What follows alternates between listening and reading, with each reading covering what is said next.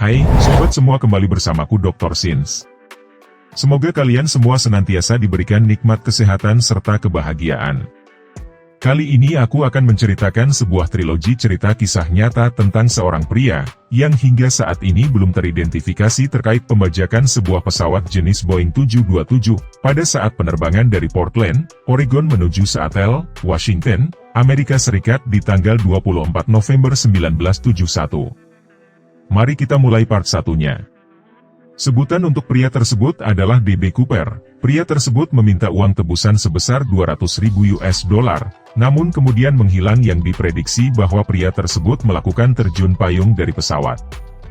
Meskipun telah dilakukan pencarian secara luas dan lengkap oleh penyelidik FBI, namun pelaku tidak pernah ditemukan atau sangat sulit diidentifikasi. Sampai saat ini, kasus ini menjadi satu-satunya peristiwa pembajakan pesawat yang tak terpecahkan dalam sejarah penerbangan di Amerika Serikat. Dari rangkaian peristiwa, hanya dapat direka kejadiannya seperti berikut ini. Tersangka membeli tiket penerbangan atas nama Dan Cooper, tapi karena masalah pencantuman dalam pemberitaan media, ia dikenal masyarakat umum sebagai D.B. Cooper. Ratusan petunjuk telah diselidiki pada tahun berikutnya, tetapi tidak ada kesimpulan yang bisa didapat tentang identitas sejati Cooper ataupun keberadaannya, termasuk sebagian besar uang tebusan tidak diketahui peredarannya. Banyak teori yang berbeda-beda telah diajukan oleh para ahli, wartawan, bahkan orang awam. Walaupun peneliti FBI bersikeras sejak awal bahwa Cooper mungkin tidak selamat ketika melakukan lompatan yang amat berisiko tersebut, lembaga tersebut masih mengurus berkas kasus tersebut yang telah berkembang menjadi lebih dari 60 rangkaian dan terus mengumpulkan ide-ide dan bukti yang didapat dari masyarakat umum. Mungkin ahli hidrologi bisa menggunakan teknologi terbaru untuk mengidentifikasi uang tebusan, senilai 5.800 dolar yang ditemukan pada tahun 1980 dan mengarahkan ke lokasi Cooper mendarat, kata agen khusus Larry Carr, pemimpin tim investigasi sejak tahun 2006.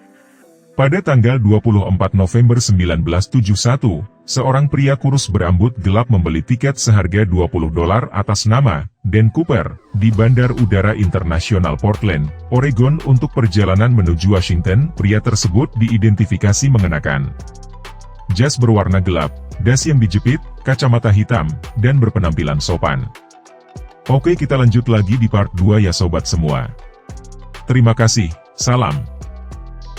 Dan Cooper lalu masuk ke dalam pesawat Boeing 727 maskapai Northwest Orient Airlines dengan nomor penerbangan 305 dan duduk di kursi 18C. Namun ada beberapa sumber yang mengatakan berada di kursi 15D atau 18E di bagian belakang kabin penumpang. Dia sempat menyalakan rokok dan memesan bourbon dan air putih.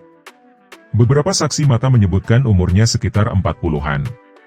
Pesawat kemudian lepas landas sesuai jadwal yakni pukul 14.50 waktu setempat. Beberapa menit setelah pesawat lepas landas, Cooper memanggil pramugari bernama Florence Schaffner yang sedang duduk di dekatnya dan menyerahkan sebuah catatan kecil yang terlipat. Schaffner mengira Cooper hanya seorang pria iseng yang ingin memberikan nomor teleponnya, sehingga ia hanya menerima catatan tersebut dan langsung menyimpannya ke saku tanpa melihat isinya. Mengetahui catatannya tidak dibaca, Cooper kemudian mendekatinya dan berbisik kepada Schaffner, "Nona, sebaiknya engkau membaca isi catatan itu. Aku membawa bom." Catatan itu kira-kira berbunyi, "Aku membawa bom di dalam koperku. Aku akan menggunakannya jika dibutuhkan. Aku ingin kau duduk di sampingku." Pesawat ini telah dibajak. Schaffner melakukan seperti yang diminta dan kemudian meminta Cooper untuk memperlihatkan bom tersebut.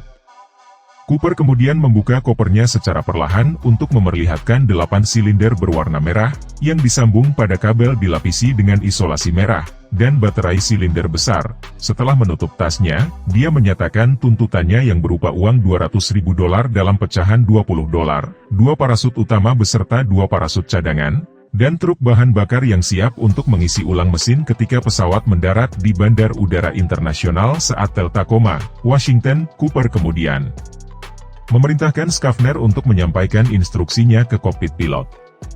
Ketika Schaffner kembali dari kokpit, Cooper sudah mengenakan sebuah kacamata hitam. Oke sobat, kita lanjut part 3 ya. Hai sobat, kembali ke part terakhir dalam trilogi story seorang D.B. Cooper, mari kita lanjutkan. Pilot William Scott yang menerima permintaan dari Schaffner kemudian segera menghubungi pusat kendali udara di Seattle, yang kemudian segera meneruskan pesan itu ke polisi dan FBI. Presiden maskapai Northwest Orient, Donald Nirop, segera mengatur pembayaran uang tebusan dan memerintahkan seluruh kru pesawat untuk mengikuti perintah Cooper sampai permintaannya terpenuhi. Sementara itu, para penumpang lainnya diinformasikan bahwa kedatangan mereka di Seattle akan sedikit tertunda dikarenakan masalah teknis kecil. Pesawat tersebut kemudian terbang memutar selama 2 jam sambil menunggu polisi dan FBI untuk mendapatkan uang tebusan dan parasut termasuk menyiapkan pasukan penyelamat darurat. Cooper diidentikan sebagai orang yang sangat tenang, beda dengan kriminal lainnya. Dia terlihat baik, bahkan sempat memesan bourbon dan air putih lagi, dan membayar tagihannya. Dia juga memesankan konsumsi untuk kru pesawat selama pemberhentian di Seattle. Pada pukul 17.39, Cooper diberitahu bahwa permintaannya telah dipenuhi. Pesawat tersebut kemudian mendarat di bandara pada pukul 17.45. Ketika pesawat mendarat di bandara, Cooper segera memerintahkan pilot untuk memarkir pesawat di daerah bandara yang sepi tetapi cukup terang dan mematikan semua lampu di dalam pesawat dengan tujuan agar Cooper mudah mengawasi daerah sekitar pesawat dan menghindarkan dirinya dari kemungkinan penembak jitu. Menir Operasi Northwest Orient, Ailey, kemudian mendatangi pesawat dengan menggunakan pakaian biasa, dan menyerahkan tas berisi uang tebusan serta parasut kepada kru yang bernama Tina melalui tangga buritan belakang pesawat. Ketika penyerahan selesai, Cooper mengizinkan untuk melepaskan semua penumpang, Schaffner, serta seorang kru bernama Alice Hancock, menyisakan 4 orang kru bersamanya. Cooper memberitahukan tujuan berikutnya menuju ke Mexico City, dengan ketinggian di bawah 10.000 kaki, untuk menjamin kecepatan minimum. Dia menyuruh untuk tetap menurunkan roda pendaratan serta merendahkan sirip sayap 15 derajat.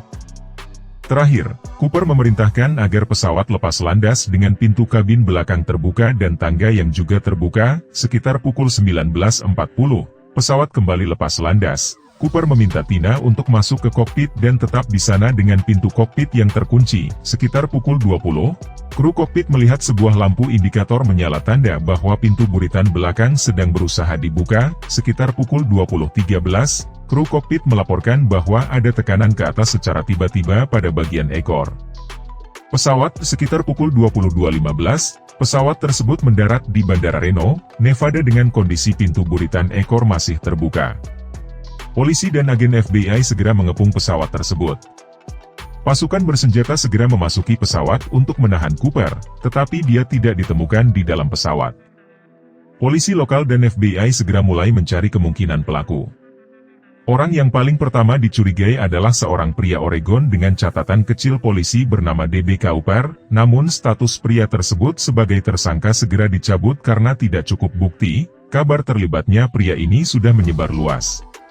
Seorang reporter yang kurang berpengalaman dan terpaksa berusaha untuk memenuhi batas akhir penyerahan berita di kantornya, keliru dengan menyamakan D.B. Cooper dengan nama samaran si pembajak pesawat, Dan Cooper.